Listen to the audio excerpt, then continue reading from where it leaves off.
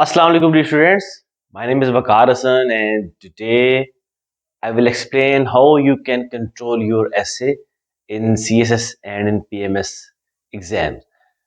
आज के टॉपिक में बहुत इम्पोर्टेंट चीज़ ये है कि आप लोगों को ये पता चल जाएगा कि आपका essay कैसे आपको कंट्रोल करता है और आपको कैसे अपने essay को कंट्रोल करना चाहिए। तो मैंने 10 पॉइंट्स बनाए हैं, मैं उनको एक्सप्लेन करूँगा और आप लोगों को समझाऊंगा कि आपने अपने ऐसे को कंट्रोल कैसे करना है और डिलीवर कैसे करना है पेपर में, ताकि आप लोग मार्क्स जो से हैं वो अच्छे स्कोर कर सके ऐसे में। और दूसरा, आप इस बात को मेक श्योर करें कि आपका ऐसे रेलिवेंट है और जो एग्जामिनर ने पूछा है उसी का जवाब दे रहा है। तो ये कुछ स्टेप्स हैं, मैं एलैबोरेट करता हूँ आपके लिए, ताकि आप लोग कॉन्फिडेंट हो पेपर में जाने से पहले और आपको पता हो टॉपिक सिलेक्ट कैसे करना है और आपने टॉपिक को लेके कैसे चलना है। तो इसमें पहला स्टेप होता है सिलेक्शन ऑफ द टॉपिक। सबसे पहली चीज जो आपने जिससे ऐसे कंट्रोल होता है वो होता है कि आप टॉपिक कौन सा सिलेक्ट कर रहे हैं। फॉर एग्जाम्पल, आपने कोई ऐसा टॉपिक सिलेक्ट किया है जिसके बारे में आपको कोई बैकग्राउंड नॉलेज नहीं है, सिर्फ इसलिए सिलेक्ट कर लिया कि आप वो टॉपिक करना चाहते हैं जो कि बाकी सब ना करें, सिर्फ इसलिए, या इसलिए सिर्फ सिलेक्ट कर लिया कि आप बहुत ज़्यादा इम्प्रेस करना चाह रहे हो एग्जामिनर को ना, ये काम नहीं करना।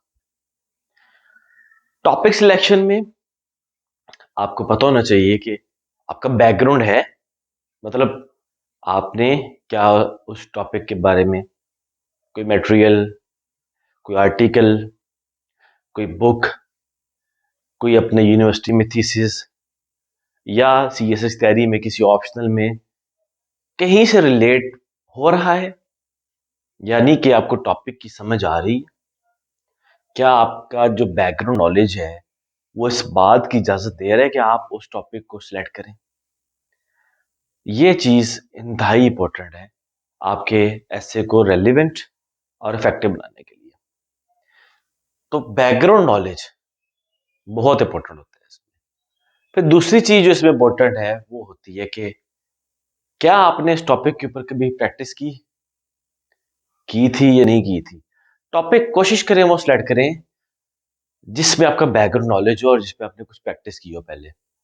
ये पहले स्टेप्स हैं। अगर टॉपिक्स ऐसे आते हैं जिस पर हमने प्रैक्टिस नहीं की तो फिर बैकग्राउंड नॉलेज पे चले जाएं। ठीक है।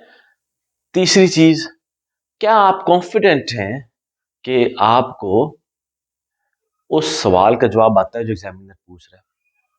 तो ये तीसरी चीज है कि क्या आप कॉन्फिडेंट हैं इस बात पे कि आपको वो जो सवाल पूछा गया है उसका जवाब आपको आता है, या क्या आप उसी सवाल को एड्रेस कर सकेंगे जो एग्जामिनर ने पूछा है। तो आपका जो नॉलेज है वो आपको बताएगा कि आप कर सकेंगे नहीं कर सकेंगे। आपकी उस टॉपिक के बारे में प्रैक्टिस आपको बताएगी कि आप कर सकते हैं उसको नहीं कर सकते, या उसका बैकग्राउंड नॉलेज अगर आपके पास है तो तब आप उसको सिलेक्ट करें। तो कंट्रोल करने में, ऐसे को कंट्रोल करने में पहला स्टेप होता है कि आपको ये तीन चीजें मेक श्योर करनी है। अगर तो आपका टॉपिक वो सिलेक्ट आप करेंगे जिसके बारे में आप कॉन्फिडेंट हैं, जिसके बारे में आपका बैकग्राउंड नॉलेज है, या जिसके बारे में आपने प्रैक्टिस की है, तो आपने ऐसे को कंट्रोल करना शुरू कर दिया। इसके बरक्स, अगर आपने वो टॉपिक सिलेक्ट किया जिसमें आपका बैकग्राउंड नॉलेज नहीं था, जिसमें आपने प्रैक्टिस भी नहीं की और जिसके बारे में कॉन्फिडेंट भी नहीं है, लेकिन आपने कर लिया टाइम कम होने की वजह से या परेशान होकर आपने कर लिया या इम्प्रेस करने के लिए एग्जामिनर को, तो फिर उस पॉइंट से ऐसे आपको कंट्रोल करना स्टार्ट कर देगा, क्योंकि इसका इफेक्ट नर्व्स पे जाता है आपका। आप नर्वस होते हैं, इंट्रोडक्शन में जाएंगे नर्वस होंगे और फिर ये सिलसिला बढ़ेगा, ऐसे का कंट्रोल आप पे बढ़ता जाएगा। तो ऐसे को कंट्रोल किया करें राइट फ्रॉम द बिगिनिंग। ठीक है, उसको अलाउ ही ना करें ऐसे को कि आपको कंट्रोल करे। तो ये पहला स्टेप है, क्योंकि आप कंट्रोल में होंगे, आप ड्राइविंग सीट में होंगे ऐसे में ना, तो तब आप जो से हैं उसको मुकम्मल कर पाएंगे। अगर ऐसे को आपने ड्राइविंग सीट पे आने दिया तो फिर वो आपको कभी भी मंजिल पे नहीं लेके जाएगा। वो फिर आपको रास्ते में इतना आपको तंग करेगा कि आप परेशान हो जाएंगे, पहले पेपर में परेशान हो जाएंगे। अच्छा, फिर दूसरा स्टेप है ब्रेनस्टॉर्मिंग। क्यों ज़रूरी है?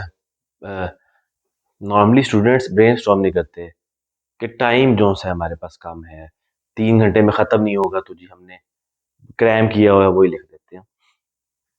क्वेश्चन जो पूछा जाता है ना, उससे रेलिवेंट मटेरियल कलेक्ट होती है ब्रेनस्टॉर्मिंग से, वरना आप रेलिवेंट मटेरियल कलेक्ट नहीं कर सकते। ठीक है, ये प्रोसेस है ऐसे के जनरेट करने का। प्रोसेस को आप इग्नोर करेंगे तो आप फेल होंगे। प्रोसेस को इग्नोर मत किया करें, ठीक है? It's the part of the process. Brainstorm करें ऐसे को।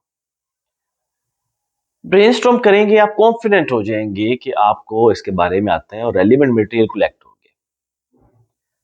फिर ब्रेनस्टॉर्म करने के बाद वो पॉइंट्स उसके अंदर से उठाएं जो कि एग्जैक्ट उस चीज को कवर कर रहे हैं जो एग्जामिनर पूछना चाह रहे हैं। वो पॉइंट्स ब्रेनस्टॉर्मिंग में से उठाएं जो कि एग्जामिनर ने जो सवाल पूछा है उसको कवर कर रहे हैं। 8-10 पॉइंट्स, 15 पॉइंट्स उठा लें। अब आपके पास वो कंसंट्रेटेड मटेरियल आ गया जो रेलिवेंट है, जो एग्जामिनर के सवाल का जवाब दे रहा है, जो आपके एसे को एक कंप्लीट रेलिवेंट एसे बनाएगा। तो ये तीसरा स्टेप आपका जो है ना, रेलिवेंट पॉइंट्स कलेक्ट करने का, बहुत इंपॉर्टेंट है। डाइग्रेशन कब आती है? जब आप ऐसे लिखना स्टार्ट कर दें, आपके पास प्लान ना हो या आपके पास रेलिवेंट पॉइंट्स ना हो। आपके पास रेलिवेंट पॉइंट्स होंगे तो आप डाइग्रेस नहीं करेंगे लिखते वक्त, ऐसे अप टू द पॉइंट चलते रहेंगे। आपको पता होगा मेरे पॉइंट्स ही है, मेरा प्लान ही है। एग्जीक्यूशन आपने करनी होगी। अगर तो आप रेलिवेंट पॉइंट्स कलेक्ट कर लेंगे तो आप कंट्रोल में अपने ऐसे के, और अगर आपके पॉइंट्स इररिलेवेंट होंगे तो आपको आपको बैक ऑफ द माइंड आपको ये पता चलता रहेगा कि आपके पॉइंट्स इररिलेवेंट हैं, और वहां पे ऐसे आपको कंट्रोल करना शुरू करेगा, और ऐसे आपको कंट्रोल करेगा तो वो आपको मंजिल पे नहीं लेके जाएगा। ठीक है, फिर always keep the question in mind. आप ब्रेनस्टॉर्म करते हैं, आप रेलिवेंट पॉइंट्स उनको साइड पे कर रहे हैं, तो क्वेश्चन को माइंड में रखा करें। बच्चे क्या गलती करते हैं, क्योंकि उन्होंने ऐसे कंप्लीट करने पे फोकस होता है। फोकस कहाँ होता है बच्चों का? ऐसे कंप्लीट करने पे। फोकस कहाँ होना चाहिए? उस मोमेंट पे जो आप कर रहे हैं। आप ब्रेनस्टॉर्म कर रहे हैं तो फोकस वहां होना चाहिए। आप रेलिवेंट पॉइंट्स कलेक्ट कर रहे हैं तो फोकस वहां होना चाहिए कि ये पॉइंट्स मेरे क्या एग्जामिनर के क्वेश्चन को एड्रेस कर रहे हैं। पॉइंट आपका वहां पे होना चाहिए, फोकस वहां हो आपका, निशाना वहां हो आपका। 3 घंटे पे नहीं होना चाहिए। क्यों? वो मैं आपको आखिर में बताऊंगा वीडियो कि आपका 3 घंटे फोकस क्यों नहीं होना चाहिए। आपका फोकस होना चाहिए कि क्या मैं रेलिवेंट पॉइंट्स दे रहा हूँ, क्या मैं एग्जामिनर के जवाब दे पा रहा हूँ, और हमेशा एग्जामिनर के क्वेश्चन को अपने माइंड में रखते ताकि तुम लोग ऐसे कंट्रोल कर सको। आप ऐसे को कंट्रोल रखते तब है जब आप एग्जामिनर के क्वेश्चन को एड्रेस कर रहे होते हैं। अगर आप वहां से थोड़ा सा डाइग्रेस करते हैं तो ऐसे आपके कंट्रोल से बाहर चले जाते हैं, क्योंकि आप उस स्पेसिफिक एरिया से बाहर जाएंगे तो ऐसे आपके कंट्रोल से बाहर जाएगा। वो स्पेसिफिक एरिया क्या? एग्जामिनर का क्वेश्चन। ठीक हो गया? उसके बाद है बी देयर। बहुत इंपॉर्टेंट बात है। आपने ऐसे को कंट्रोल करना है तो आप वहां पे फिजिकली और मेंटली प्रेजेंट होना आपका जरूरी है। फिजिकली तो प्रेजेंट होते हैं, सारी बात है, बाउंड होते हैं एग्जामिनेशन हॉल के अंदर बैठने के, मेंटली प्रेजेंट नहीं होते।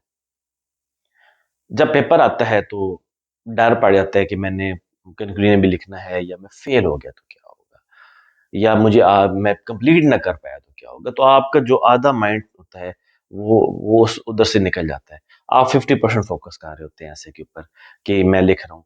हालांकि आप पूरे तौर पे फोकस होना चाहिए आपका कि मैं रेलिवेंट लिख रहा हूँ, मैं जनरेट कर रहा हूँ, ऐसे में मैं प्लान अच्छा कर रहा हूँ। Be there. आप उस मोमेंट के अंदर रहें। वो जो मूवमेंट होती है ना, उससे आप बाहर निकलेंगे तो आप ऐसे ऐसे आपको कंट्रोल करना शुरू कर देगा। उस मूवमेंट पे रहेंगे। फॉर एग्जाम्पल, अगर आप ब्रेनस्टॉर्मिंग कर रहे हैं, उस मूवमेंट के अंदर रहें। अगर आप सेटलमेंट पॉइंट्स को लेट कर रहे हैं, मूवमेंट में रहें, और हमेशा क्वेश्चन को माइंड में रखें। उस मूवमेंट के अंदर रहें जो आप काम कर रहे हैं, उससे बाहर ना निकलें। मत सोचें कि आपने अगर 10 पैराग्राफ अभी लिखने हैं। पहले प्लान कर लें, रेलिवेंट पॉइंट्स को लेट कर लें, प्लान कर लें, हमेशा क्वेश्चन को ज़हन में रखें और वहां पे मौजूद रहें। क्योंकि ये जो पार्ट है ना, ये वाला, ये सारा पार्ट बहुत इंपॉर्टेंट है आपकी प्लानिंग के लिए। कोई भी जिंदगी में आप ऐसे छोड़ दें, कोई भी काम करते हैं प्लान नहीं करेंगे तो आप फेल होंगे। आपका तो 3 घंटे का भी प्लान होना चाहिए ऐसे में, अगर आपने ऐसे को कंट्रोल करना है। उन 3 घंटे के घंटे घंटे का प्लान होना चाहिए आपके पास, अगर आपने ऐसे को कंट्रोल करना है। सो बी देयर। ठीक है, तो ये पॉइंट्स ऐसे को कंट्रोल करने की जरूरी है यहां तक, अदरवाइज ऐसे आपको कंट्रोल करेगा। उसके बाद forget about the failure. Failure को भूल जाओ। क्यों? फेलियर आपका माइंड मैग्नेट की तरह काम कर रहा होता है। आप फेलियर का सोचते हो ना तो वो आपको कहता है फेल हो जाओगे, ये हो जाएगा, उसके बाद वो हो जाएगा, क्रिटिसिज्म होगा, सोसाइटी क्या सोचे, मतलब होता है फियर बंदे को। उसको ओवरकम कैसे करना है? उस मोमेंट पे आप सिर्फ परफॉर्म करने जा रहे हैं, डरने नहीं जा रहे। आप सिर्फ उस मोमेंट पे वो काम करें जो आपने प्लान का हिस्सा बनाया हुआ है।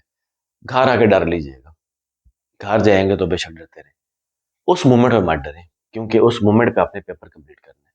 तो फियर को कहें कि आप बाद में आइएगा, पहले मैं ऐसे कंप्लीट कर लूं। ऐसे सुकून से कंप्लीट करें, क्योंकि आपने दे देना ऐसे कंप्लीट करके। कभी भी ये नहीं सोचते कि मैं फेल हो जाऊंगा। फेल जो सोचते हैं ना मैं फेल हो जाऊंगा, वो हमेशा फेल ही होता है। ये मैं आपको बता रहा हूँ। हाँ, फेलियर जिंदगी का हिस्सा है, लेकिन उसको एक्सेप्ट या रिजेक्ट तब करें जब आप जो से हैं वो पेपर के बाद रिजल्ट आ जाए। और फेलियर जो होता है वो हर किसी की जिंदगी का हिस्सा होता है, ये बस ये में रखे। दुनिया में कौन है जो फेल नहीं हुआ होगा? हर कोई फेल होता रहा होगा। होते हैं लोग, फेल होते हैं, बड़े बड़े अच्छे लोग, अच्छे राइटर्स सब फेल हो जाते हैं। तो इसको ज़हन से निकाल दें। फेलियर फेलियर सबकी ज़िंदगी का हिस्सा है। किसी न किसी फील्ड में, किसी न किसी पॉइंट में इंसान फेल ज़रूर होता है, लेकिन उस मोमेंट पे ज़हन से निकाल दें जब आप पैसे लेकर रहे हो। ठीक है, उस मोमेंट पे ज़हन से निकाल दें। उसके बाद है, आपने ब्रेनस्टॉर्म किया, रेलेवेंट आइडियाज कलेक्ट किए, आपने ऐसे का प्लान बनाया। उसके बाद आप थीसिस जनरेट करें। थीसिस जनरेट करें ऐसे का, कि मैंने थीसिस क्या होगा मैं ऐसे का, बड़ा इंपॉर्टेंट है, हार्ड होता है आपके ऐसे का। लेकिन थीसिस जनरेट करने वक्त भी keep the question in mind. आपका माइंड में क्वेश्चन आपको पता होना चाहिए कि मेरा क्वेश्चन क्या है, किसका आंसर देना है। मैं थीसिस में बच्चे गलती करते हैं, थीसिस जनरेट करते हैं, क्वेश्चन को भूल जाते हैं कि एग्जामिनर ने पूछा, क्या थीसिस रिलेवेंट हो जाता है। तो जब आपका थीसिस रिलेवेंट होगा, आप कैसे आपके कंट्रोल से बाहर चला जाएगा। थीसिस रेलिवेंट होगा, आप कैसे आपके कंट्रोल में रहेगा। ठीक है, टॉपिक स्टेटमेंट्स जनरेट करें बैठ के। कहां से? ये जो रेलिवेंट पॉइंट्स आपने कोलेक्ट किए थे, अब इनसे टॉपिक स्टेटमेंट्स बनाएं। और टॉपिक स्टेटमेंट्स क्रिएट करते वक्त दोबारा क्वेश्चन को माइंड में रखें, एग्जामिनर ने पूछा क्या। आप टॉपिक स्टेटमेंट रेलिवेंट बनाएंगे, आप ऐसे के कंट्रोल में रहेंगे, क्योंकि हर टॉपिक स्टेटमेंट पूरा पैराग्राफ लेके चलता है। तो हर पैराग्राफ रेलिवेंट तब होगा जब टॉपिक स्टेटमेंट रेलिवेंट होगा। टॉपिक स्टेटमेंट कैसे रेलिवेंट होगा? जब आपके जेहन में क्वेश्चन होगा, एग्जामिनर ने पूछा क्या है। आप एग्जामिनर क्वेश्चन भूल जाएंगे उसने क्या पूछा, टॉपिक स्टेटमेंट इररेलेवेंट होगा, उसके बाद जितने पैराग्राफ आएंगे इररेलेवेंट होंगे, सारे ऐसे आपके कंट्रोल से बाहर। ऐसे को कंट्रोल करने के लिए यहाँ पे relevant ideas, in relevant ideas से टॉपिक स्टेटमेंट्स। टॉपिक स्टेटमेंट्स के टाइम पे भी आपने सोचना है कि क्वेश्चन क्या एग्जामिनर का, क्या मैं उसी का जवाब दे रहा हूँ, क्योंकि इसके नीचे पूरे पैराग्राफ बनते हैं। पैराग्राफ रेलिवेंट तब होते हैं जब टॉपिक स्टेटमेंट रेलिवेंट हो। टॉपिक स्टेटमेंट रेलिवेंट तब होते हैं जब आपके पॉइंट्स रेलिवेंट हो। पॉइंट्स रेलिवेंट तब होते हैं जब आप ब्रेनस्टॉर्म करते हैं। और इसी प्रोसेस से ऐसे आपका कंट्रोल में रहता है। जहां पे रेलेवेंसी आई, जहां पे डायग्रेशन आई, जहां पे आप ऐसे से बाहर निकले, आप कंट्रोल से बाहर चले गए, और वो ऐसे में फिर एक्सीडेंट होता है। फिर है टॉपिक स्टेटमेंट आपने बनाया, then plan your paragraphs. Paragraph को भी प्लान करें कि आपने पैराग्राफ क्या करने हैं, क्या पैराग्राफ लिखने हैं आपने, पैराग्राफ्स में क्या लिखना है। इसी को तो कहते हैं कंट्रोल। इसी को तो कहते हैं आप कैसे कंट्रोल में रहता है, जब आपका पास पूरा प्लान होगा कि मैंने थीसिस में क्या लिखना है, टॉपिक स्टेटमेंट्स में क्या लिखना है, फिर पैराग्राफ्स में क्या लिखना है। तब आप कैसे कंट्रोल में होगा, तब आपको पता होगा कि यस, मैं ऐसे ठीक लिख रहा हूं और ऐसे पे मेरा कंट्रोल पूरा है। अगर आपके पैराग्राफ प्लान नहीं होंगे तो आपको ऐसे पता कहां ले जाएगा, डायग्रेशन की तरफ। आप डायग्रेस करेंगे ऐसे में, आप जाएंगे पॉइंट से दूर जाएंगे, आप पैराग्राफ प्लान नहीं करेंगे तो वहां पे आपको पता चलता जाएगा, आपको पता चलेगा कि आप कंट्रोल से बाहर जा रहे हैं ऐसे आपका। और वहां पे फिर आप ऐसे गलत करते हैं। जब भी ऐसे कंट्रोल से बाहर जाते हैं ना, वहां पे बंदे को फियर जनरेट होता है। फियर आता है तो फिर आप शेकी होते हैं, तो फिर आप फेल होते हैं, फिर आप वो गलतियां करते हैं जो कि नॉर्मली नहीं होनी चाहिए। स्पेलिंग मिस्टेक्स, ग्रामेटिकल मिस्टेक्स, कहाँ से? फियर से। फियर होता है जब ऐसे आपके कंट्रोल से बाहर जा रहा हो। तो ऐसे को कंट्रोल में रखें, कंट्रोल में रखें, ताकि फियर आपका ना आए आपके माइंड में। फियर नहीं आएगा, आपकी गलतियां कम से कम होंगी। फियर होगा, आपके ऐसे कंट्रोल से बाहर जाएगा, गलतियां मैक्सिमम हो जाएंगी। ऐसे कंट्रोल करना, सारी मिस्टेक्स को कंट्रोल करना होता है। और ऐसे कंट्रोल निकल जाए आपके हाथ से तो सारी गलतियां आना शुरू होती हैं, ऑब्वियस होना शुरू होती है। ठीक है, फिर है टाइम मैनेजमेंट। ये चीज अब आप सोच रहे होंगे कि इतनी जबरदस्त प्लानिंग हमने करनी है तो टाइम कितना। अब ये बात मैंने स्किल पे बात अक्सर की है कि स्किल, अगर आपकी स्किल है ना टाइम मैनेजमेंट की, ये सारा काम तब होगा। टाइम मैनेजमेंट है तो आप सिलेक्शन करेंगे स्कूल से, आप ब्रेनस्टॉर्म करेंगे, रेलेवेंट पॉइंट्स सेलेक्ट करेंगे, आप थीसिस बनाएंगे, टॉपिक स्टेटमेंट्स बनाएंगे, पैराग्राफ को प्लान करेंगे। अगर आपने इतनी प्रैक्टिस की हुई है कि आप ऐसे को उन 3 घंटों में कर लेंगे तो फिर आपका टाइम मैनेज होगा। ये मोस्ट इंपॉर्टेंट है। आपको पता होना चाहिए कि मेरी प्लानिंग कितनी देर में खत्म होगी, आपको पता होना चाहिए कि मेरा इंट्रोडक्शन कितनी देर में खत्म हो जाएगा, आपको पता होना चाहिए कि मेरे पैराग्राफ कब खत्म होंगे, और आपको पता होना चाहिए कि मेरा कंक्लूजन कब खत्म होगा, और आपको ये भी पता होना चाहिए कि अगर ऐसे मुश्किल आ गया तो मैंने क्या क्या चीजें जो सी हैं वो किस तरह से मैनेज करनी है कि मैंने कोई 2 पैराग्राफ कम कर देने हैं लेकिन मैंने ऐसे कंप्लीट करना है।